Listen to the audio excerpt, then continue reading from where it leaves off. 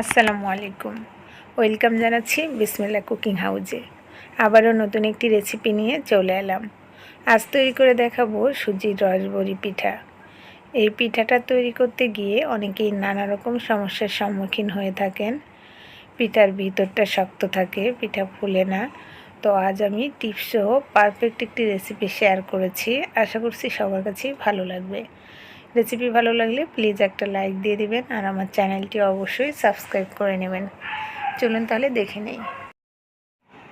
সুজির রসবড়ি পিঠা তৈরির জন্য আমি চুলায় একটি পাত্রে 1 লিটার দুধ নিয়েছি।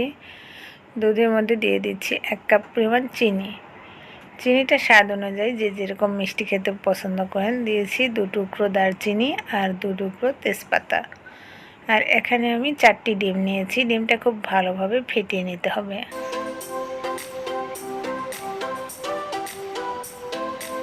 ডিমটা আমার ভালোভাবে ফেটানো হয়ে গিয়েছে। এখন এর মধ্যে দিয়ে দেব সুজি। আমি এখানে 1 কাপ আর 1 টেবিল চামচ সুজি নিয়েছি 4টা ডিমের জন্য। আপনাদের হয়তো আরেকটু কম বা বেশি লাগতে পারে। তো অল্প অল্প করে দিয়ে খুব ভালোভাবে এটা মিশিয়ে নিতে হবে। আমি এখানে কাঁচা সুজিটাই ব্যবহার করেছি।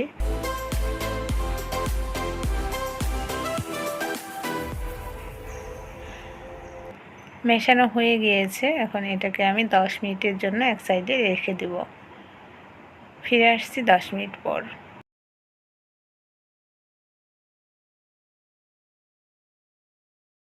10 মিনিট পর এটাকে আরেকটু ভালোভাবে মিশিয়ে নিয়ে আমি এখন ভেজে নেব।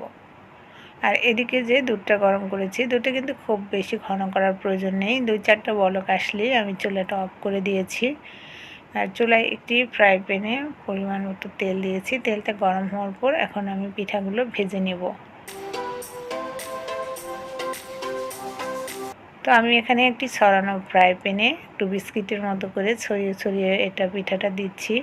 আপনারা যদি একটু গোল করে করতে চান অর্থাৎ মিষ্টির মতো শেপ আনতে চান তাহলে কিন্তু একটি ছোট পাত্রে এই পিঠাগুলো ভাজতে হবে। দুধটাকে আমি আরেকটু গরম করে নিয়েছি। আর এই গরম দুধের মধ্যে এই গরম পিঠাটা দিতে হবে।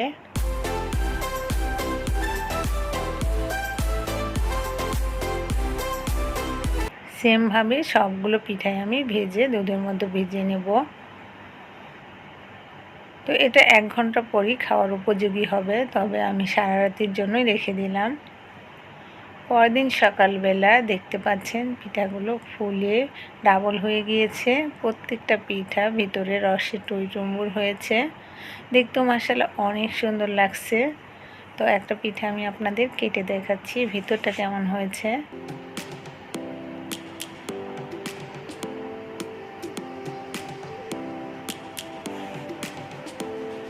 মাশাআল্লাহ পিঠার ভিতরটা অনেক সুন্দর হয়েছে। আশা করছি আমার আজকের রেসিপিটি আপনাদের কাছে ভালো লেগেছে। যদি ভালো লেগে থাকে প্লিজ লাইক, কমেন্ট, শেয়ার করবেন আর আমার চ্যানেলটি অবশ্যই সাবস্ক্রাইব করে নেবেন। আপনারা সবাই ভালো থাকবেন, সুস্থ থাকবেন, আমার জন্য দোয়া করবেন। সেই কামনায় আজকের মতো বিদায় নিচ্ছি। আল্লাহ হাফেজ।